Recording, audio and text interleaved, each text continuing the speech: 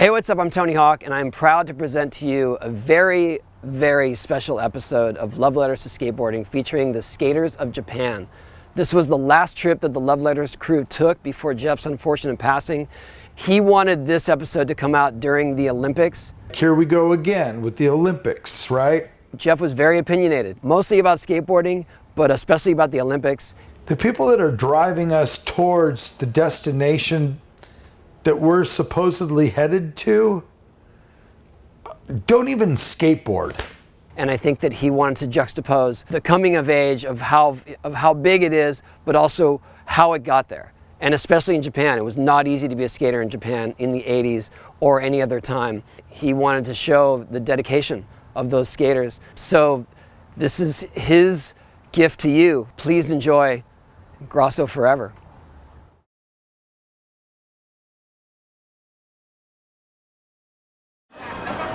Welcome back to The Letters. I am your host, Jeff Grosso, and this is the land of the rising sun, Japanese style. For your favorite freak show, it's Love Letters with Jeff Grosso. And it's Flying Internet Show. So, phone calls were made, emails were sent, and the next thing you know, the Love Letters boys are off to Japan, right? And Masafumi here got the dubious pleasure of showing us around and trying to translate our silly little questions and to get down to the bottom of Japanese skateboarding. You did a fantastic job, my friend. Thank you for coming. Yeah. Appreciate it. Seriously. It's an honor.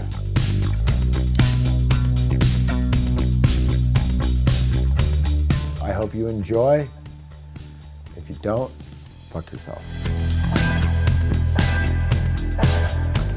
Japanese people, like, we were influenced by the Chinese, like, back in the day, like ancient times, right? And like late 1800s, we were influenced by European culture. And after the war, we were heavily influenced by American culture. So we've been influenced by the outside world forever.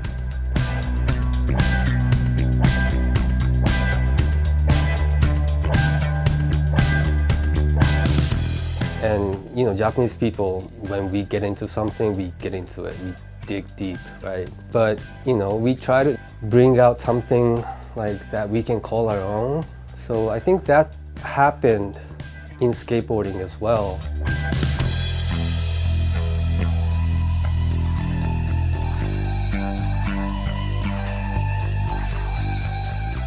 It's one thing to initially be inspired by somebody and then to sit there and to hyper nerd out on them. But at some point, you guys pass that line. So like, what point do you own it? Personally, I think the moment that we figured out, like, not just following American skateboarding, but making our own thing, I think that was when Morita took skateboarding, like, getting these American influence in himself and like taking it to different dimension and making like creative skate videos. I think that was the moment the Japanese skateboarding was established.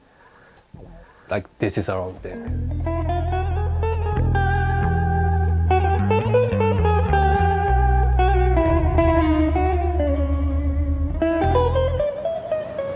We're here with Morita at his hot shop.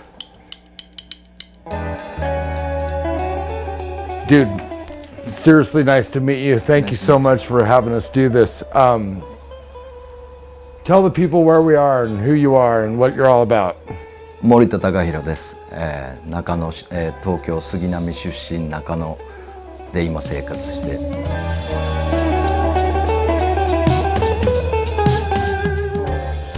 FESN というスケートボードの会社をやってて、ショップをやってます。Far East Skate Network.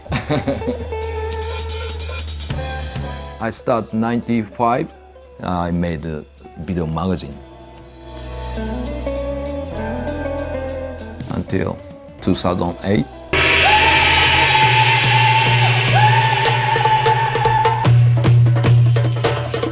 How did he get into making videos? 16歳でスポンサーが東京 G ボーイズっていうスポンサーについて、トラックとウィールと板、あとコンテストのエントリー費も全部払ってもらえるスポンサーがついて、でそのチームになってからコンテスト全部出て、コンテストも好きなんだけど、あ、これ多分違うってなって、だったらリアルなものを俺たちが滑ってるようなことを撮った方がいいって思ったのと、あ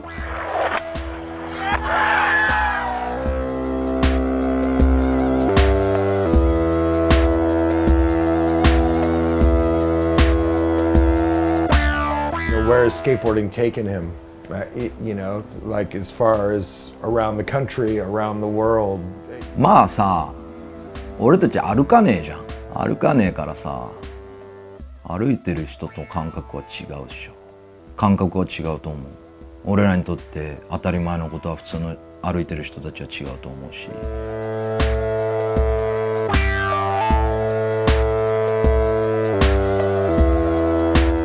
それが生活に密着してるから、既成概念だと。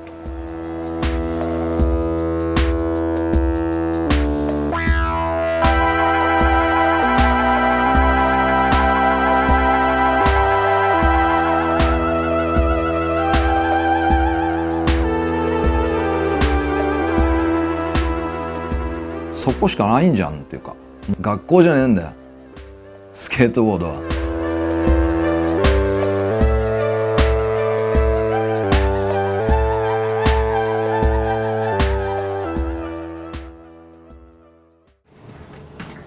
I've seen some funky trucks in my time, but I've never seen one thrown on a bearing like that. We're here with Haki Akiyama, a legendary skateboarder at his bar and eating establishment, to learn about all things Japanese skateboarding. Thanks for having us over, Haki. Good to see you, man. Yeah. When did you start skateboarding? 1975プロになって44年。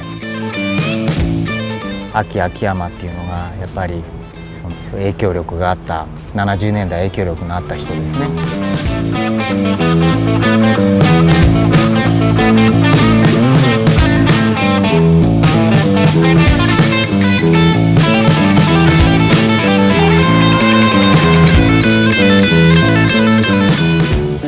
Just kind of take us through the late 70s and what was going on and skateboarding here.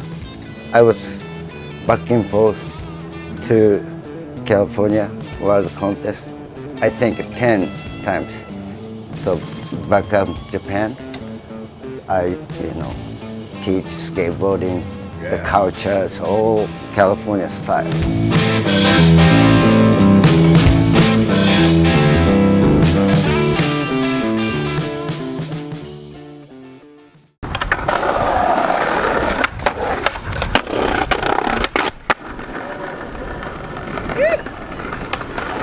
Crazy だね。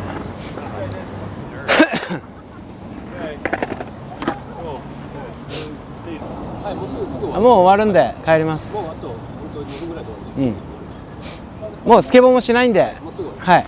スケボーしないんで、これ終わったら。こういうの使っちゃうとちょっとね、許可がいるんですよ。であればちゃんと申請書書いてもらって、ダメですか？許可が出てればいいんですけど、ちょっとなんか流し撮りぐらいだったらいいんです。はいはい。流し撮り、じゃあ流し撮りします。これ流し撮りね。スケボーやってないんで、とりあえず、はい。やらないんで、すいません。もうすぐ帰るんでお願いします。せっかく来てるんでここまでちょっと取材させてもらってもいいですか？まあ必要だと思いますよ。やっぱちゃんとスケーターがやってるブランドが必要だと思うし、やっぱスケートを知らない人がやってるブランドとかだと多分むちゃくちゃになっていくと思うんで、シーンが。エビせん始めたきっかけは2011年にまず僕フィルマーでビデオを撮ってたんだけど、でその時に日本を回ってて、仙台の丸とかあと大阪の新平とかをなんか彼らとやりたいなと思って、でそれで声かけてスタートしたんですよね。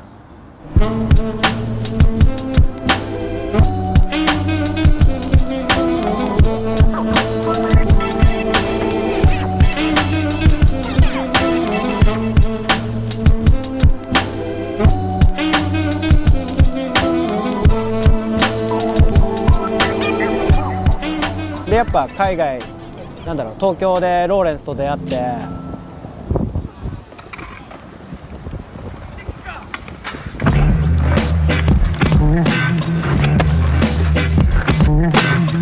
I've been in Tokyo for about 8.5 years now. Japan in general is just the furthest place I could think, like culturally, to try and live, and thought it would be fun. And I liked the skate scene here and wanted to sort of see what it was like. In a way, it kind of sucks to skate here because of the security and all the stress, but they've got really like unique way of skating here, and looking at really tight, sort of small spots and being creative with what you got. It's like harder places to skate, sort of breed more creativity. As you can see, where we're getting kicked out of the park for just like having a camera out. The like got a mindset on like rules and everything's being courteous to everyone else, and so like skateboarding's the opposite of Japanese culture kind of.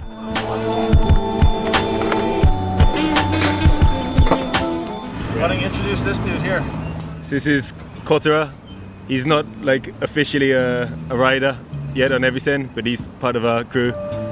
名前は三谷琴良です。出身地も育ちも大阪です。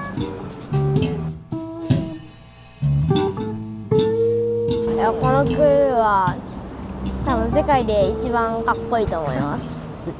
ありがとう。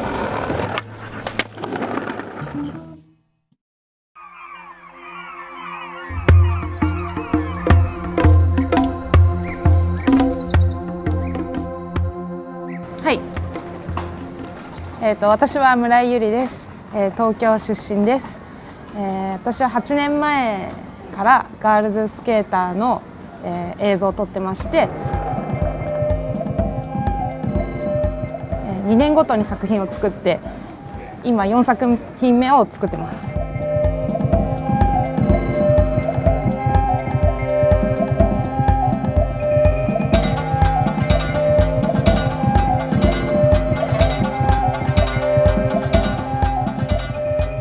最初はもう日本初の DVD ってことで注目を得てたんで、下手なくせにとも言われたんですけど、DVD で下手だけじゃない見せ方のスケートボードがあるっていうのも知ってもらいたかったからです。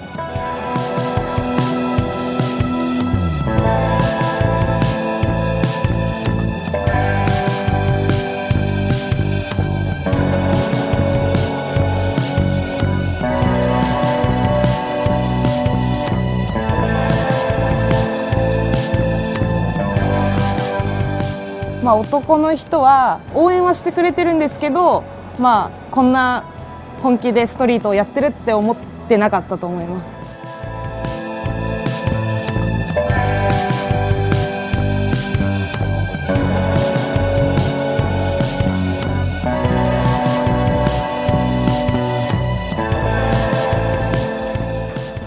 藤沢奈々香です。神奈川県出身です。ゆりゆりとまずなんか CM 撮影みたいなので知り合って、そこからゆりゆりも撮影したいって言ってくれて、私ももちろんストリート行ってみたいっていう感じで意気投合して、そこから結構頻繁に連れてってもらうようになりました。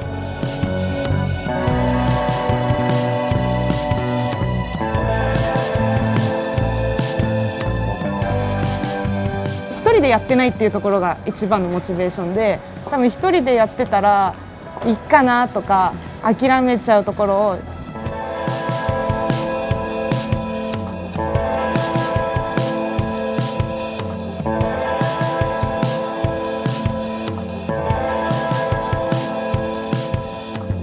今日頑張るとか今日撮影行こうよとか言ってくれる人が一人でもいると、この子がいるから頑張ろうとか、みんなでやってるから多分ここまで来れたと思います。スケートボードってなんかすごい不思議なものだなって思って、結構客観的に見ると痛いし怖いし、なんかその辺でやったら怒られるし、なんかちょっとマイナスなこともあると思うんですけど、やっぱそれを差し置いてもやりたいって思えるほどの楽しさだったり、単純な言葉なんですけど楽しいので。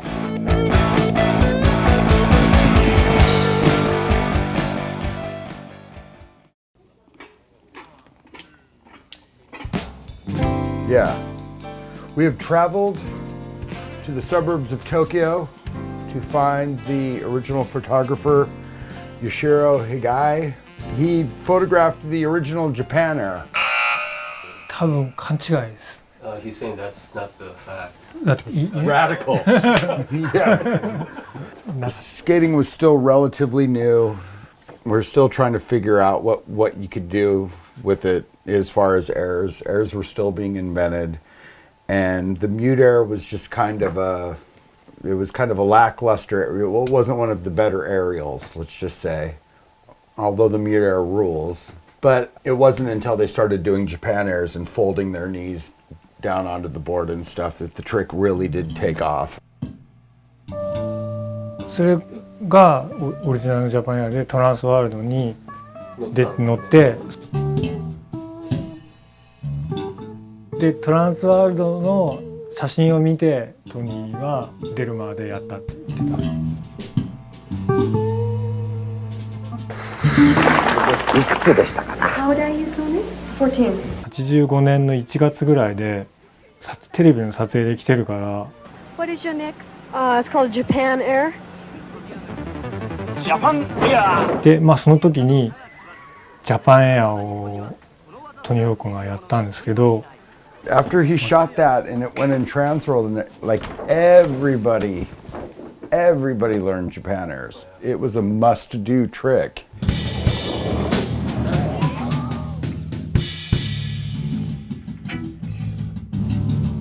この人がフィリップ・メントネっていうハーフフレンチハーフジャパニーズ。Okay. For him? Yeah. Okay. 名前は岡田真です。今42歳。東京出身で、スケートボードを始めたのは、13歳なんで29年スケートボードをやってます。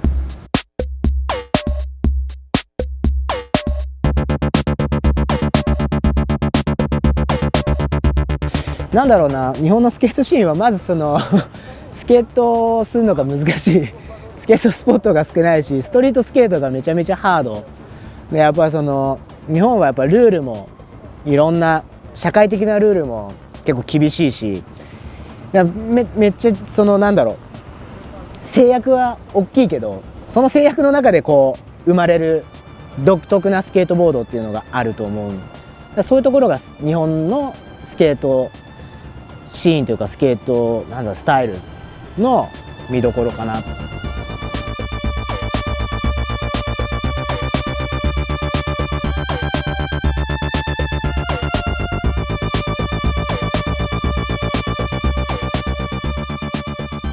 90年代で言ったら米坂淳之介、彼をチェックしてほしい。彼はもうレジェンドの90年代のレジェンドの中のトップ。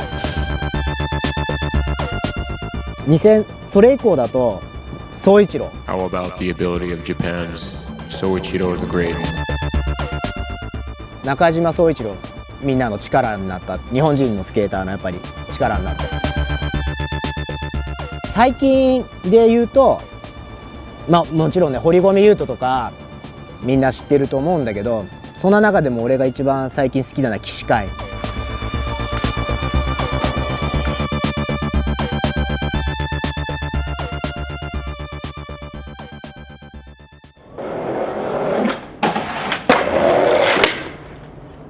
僕の名前は森重理央です。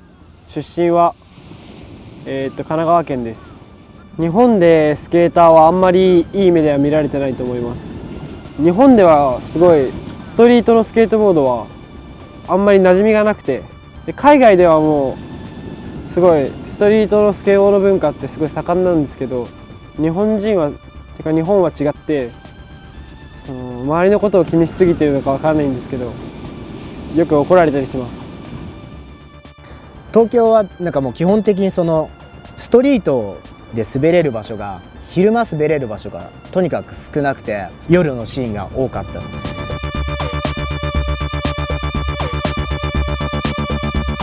本当忍者だよね。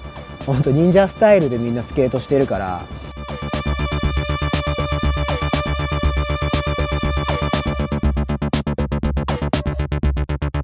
精神は一緒、もうファーキューだけど、多分それをこう表現するなんか方法がやっぱり、ちょっとアメリカより複雑というか。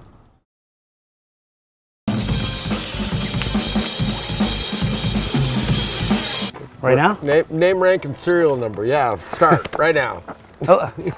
Hello, this is Kenji from Japan. Should I say Japan? Yeah. Yeah. You were sitting in the car on the way over here. Like, why do you think doing DIY stuff is important? Like, freedom. Freedom.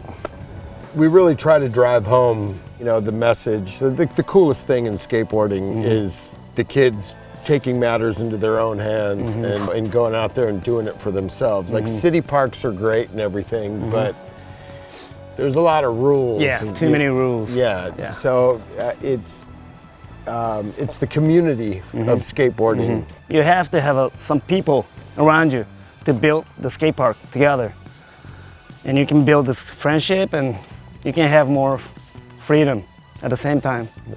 And we don't have to follow the rules.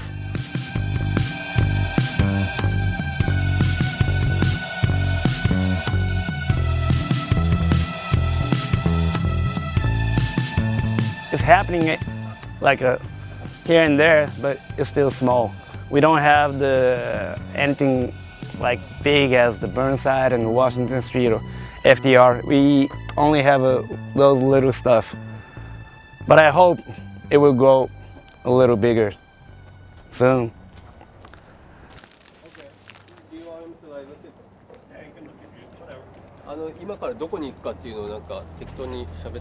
はい。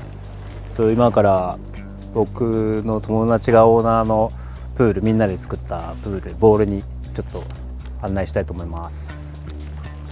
本当もう自分たちの滑れる場所ができたって感じで、わざわざ他行く必要もないかなみたいな。いろんなとこで滑るのがもちろん楽しいんだけど。ただいま。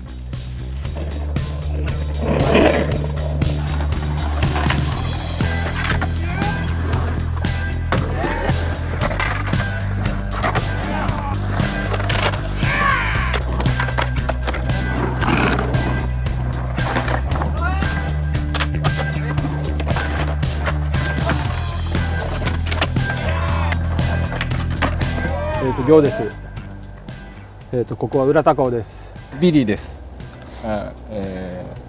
仲間の、一員です。大根です。仲間の一員です。ここで100万円の土地を買って、で僕一人じゃ作れなかったんでみんなで作り始めました。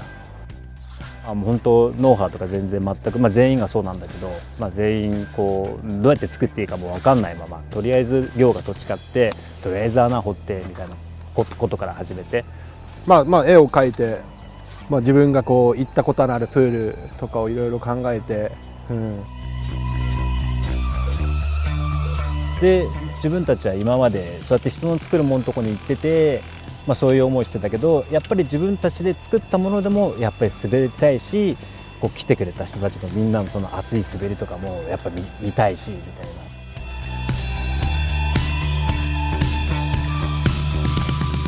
な、なかなかそういう感覚が結構自分にはそう思ってることが多いかな。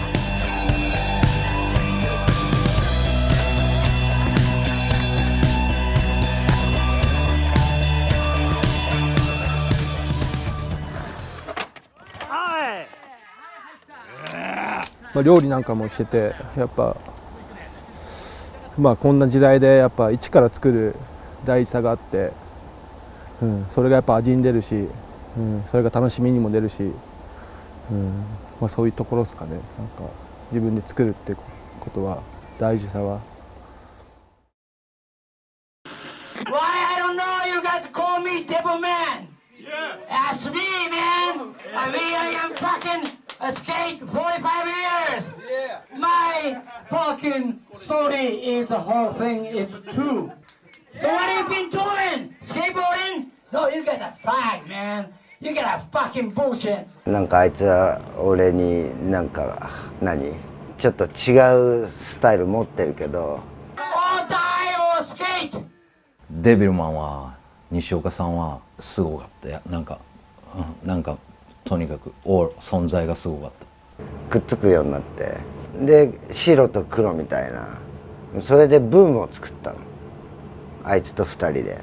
で西さんはデビルマンって自分のことを言ってアキさんはエンジェルだったらしいんだ。名前はエンジェルっていう名前じゃないけどでも存在的に白と黒で俺はコンテスト側のクリーンなスタイルをやるからお前はアーティスティックなスタイルでやれよっていうんで。これはオーリー西さんがやってたオーリー写真撮って自分で記事書いてたオーリー文章とかは西さんが書いてたのでめちゃくちゃなんだけどとにかく面白いかったですね。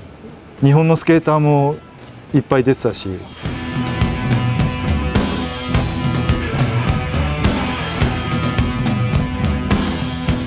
でアメリカの情報もなんだろうメインストリームの人っていうより西さんの周りの人が結構出てたから。それがあってねよかったんだと思う。ずっと組んでるわけ。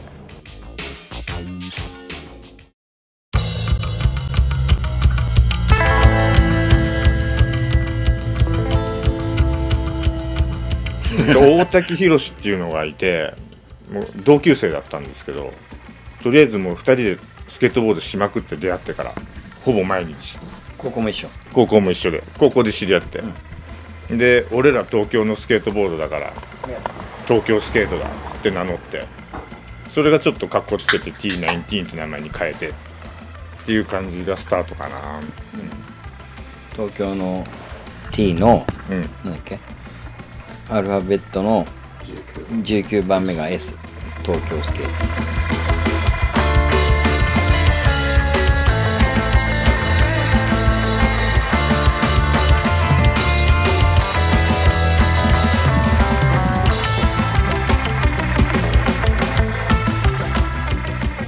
それがよくわかんないんだけど81年ぐらいかもしれない。美濃くん山ちゃんスティーブそれがもうオリジナルだよね、僕らとは違うニーアンって二兵ってジェシーも同じ年だけどだけどそれだけ一人だけ入ってる僕らあと俺ら世代に龍野がいる。龍野くんで王さんが板を作り出してから俺らは入った。だっておのおののモデルが出た時から王さんにどういう柄がいいって言われてここにこうやって王さんとモデル出すやつがこういうのがいいって言って10年代終わりぐらいじゃないの88年9年ぐらいじゃない88か89その前に多分なんかそういうのやってる人たちはいなかったと思う。なんかそうやってちゃんとメーカーとしてで最初アキラとサルーダーとアキーム俺アキームジェシーヨッピーキックスいろんな会社がいろいろ出てきていろいろあるけど、当初は全然なかったし今なんで50名が取りますみたいなね作りますみたいな。で宮城郷初めて一緒に滑った時俺はやっぱ熱が思った。やべえこいつって面白いって変なやつがいる。自分にとってね自分を解放する場っていうのは、スケートしかないんですよね。だからスケートではとにかく解放したいんですよ。とりあえず自分の中で基本的には既成概念をぶち壊したいというのが常にあって。変なやつってやっぱ変なやつだから変なことやるじゃん。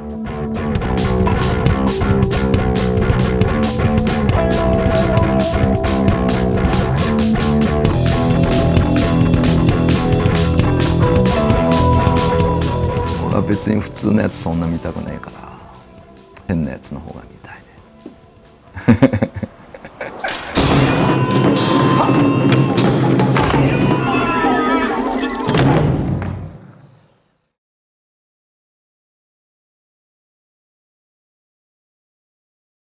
He's got the exact same setup I had. He's riding a Billy Ruff with Tracker 6 tracks and GNS 5050s.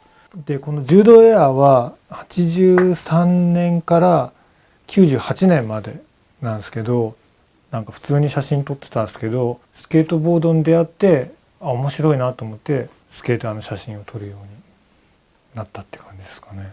この時に清瀬に行くとこの上手い3人がいて、宮内武と篠義光と豊田貢の3人がすごく上手くて、僕はもういつもこう、うわーすごいな3人はと思っていつもこう見てましたね。この It's Toyota.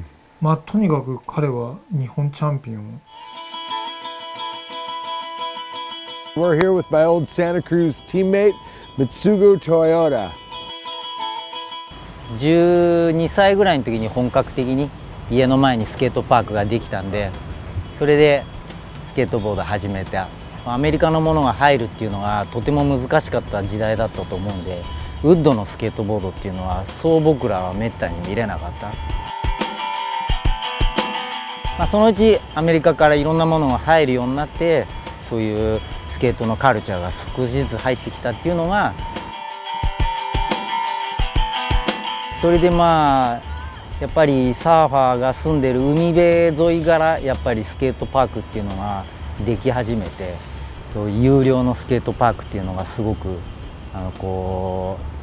都内にも海沿いにもできたっていうのが。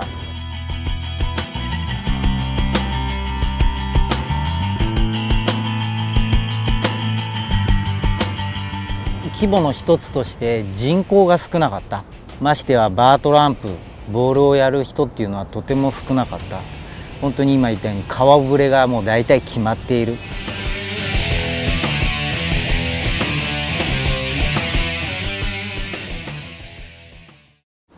I'm Rob Taro, and I grew up in New Jersey, but I've been living out in Japan for about 3.5 years, almost 4 years.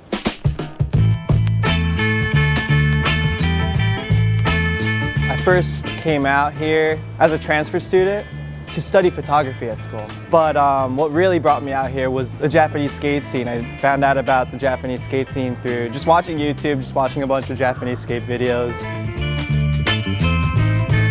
Long story short, school didn't work out for me, so I ended up kind of just couch surfing, and I put out this video called Time Scan. I made trips all the way to like Hokkaido, and I would even hitchhike all the way to Osaka just to get a couple clips of my friends. Most of the filmers are based in Tokyo, but there's so many rippers outside of Tokyo.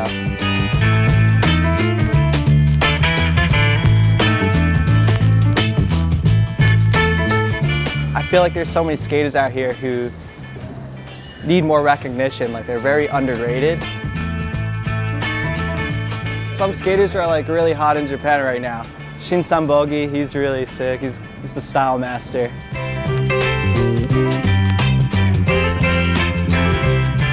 Shogo Zama,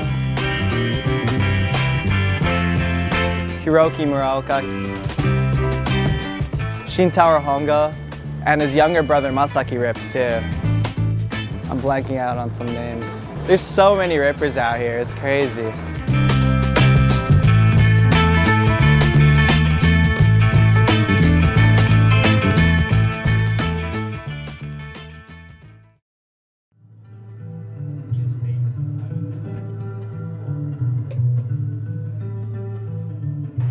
Ah, ハロシです。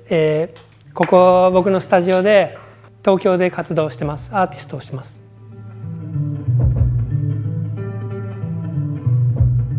2003年だから16年ぐらいですかね。奥さんが僕スケボーすごいやってたからスケボーいっぱいあって、それで作りゃいいじゃんって話になって、そこからスケボーでいろんなもの作るようになって。要するにブランドで分けとくんですよ。だからここがこう全部クルキットとかリアルとか、そう違うコンケーブでもできるんだけど結構面倒くさいんですよ、合わせるの。だからなるべく同じブランドとか同じ工場のもので作った方が楽か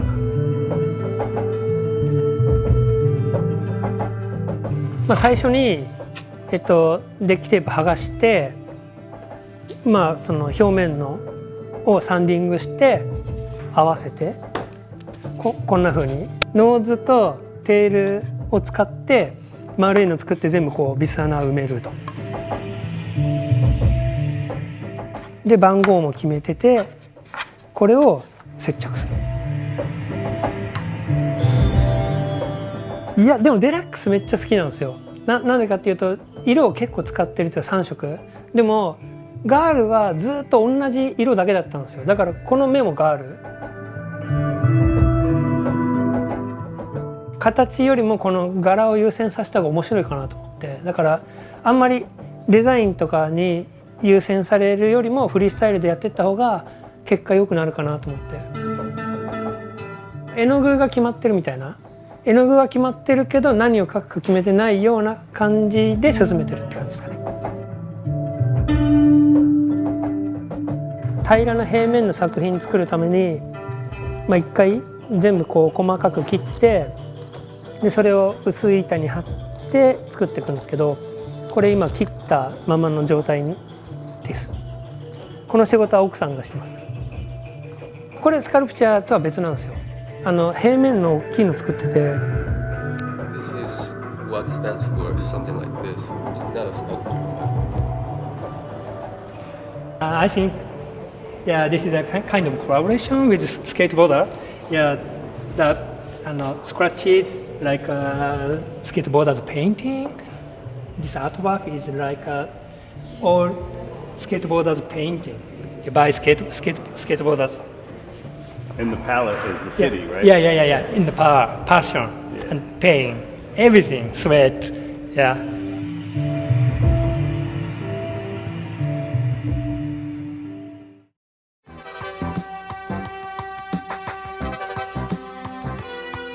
So what, did you guys start doing contests over here? Did you?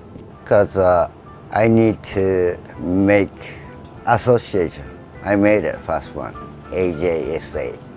So many contests everywhere in Japan.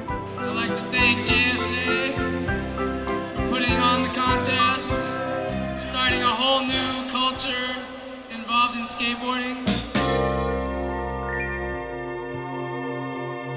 それだって他に誰もできないから、アメリカ行ってみんなを知ってんのも自分が最初だし。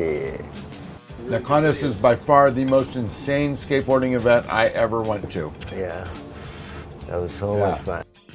で、車で出していっぺんに10人とか乗って出かけるから全部俺はテントでくっついていくじゃん。で六本木で暴れて俺ぶん殴られるし、六本木のお店、クラブの店の裸足で入ってって結構暴れてたらしくて。Dude, it was. You put one on for the ages, my friend. 狭いスタンスですね。大体アメリカの選手、もちろんアメリカが多いんですけども、スタンスは狭い目という。そうですね。やはり文化の違いというか、国土の違いから、体つきの違いでね、ここが綺麗に折れるんですよね。膝、足首、お尻って。だからあんまりかがんで滑るやつが少ないです。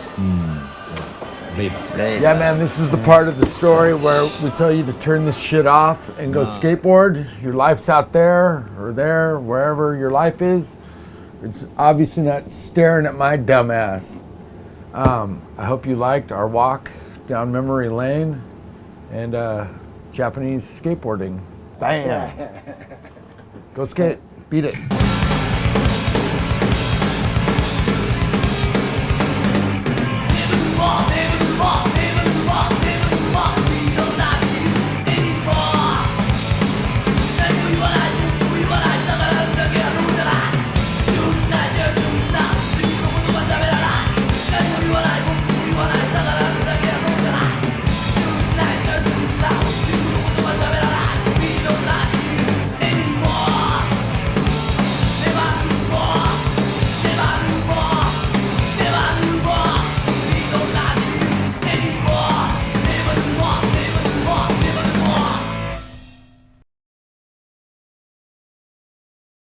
We've got one more episode of Love Letters. We miss you, Jeff. Grosso forever.